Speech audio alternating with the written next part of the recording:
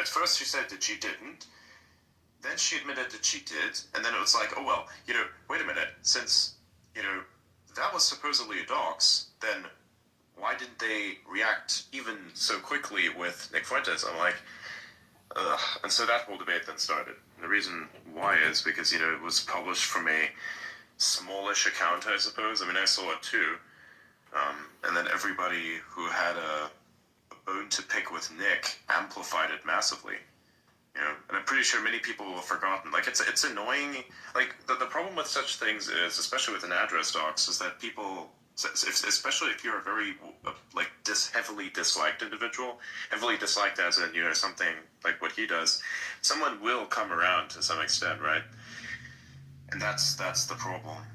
If there's a different docs as not even specifically location docs, it's not even that bad.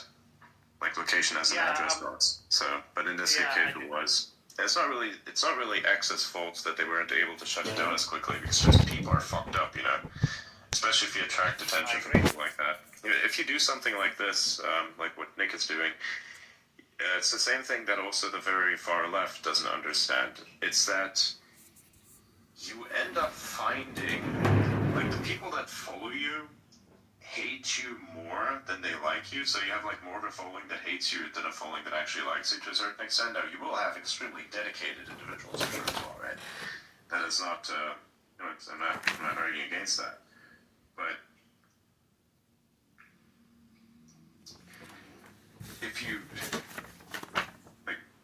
it's just you'll have the wrong kind of clout. Let's just put it that way. You'll have the wrong kind of clout.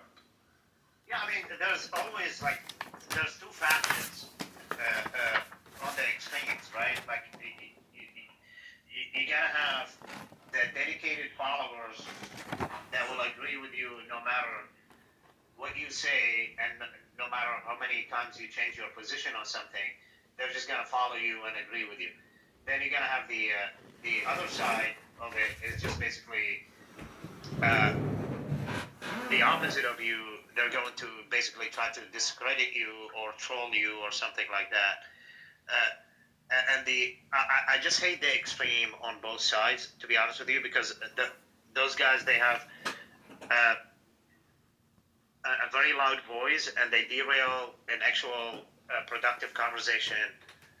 And when you derail the productive conversation, we're not going to get anywhere.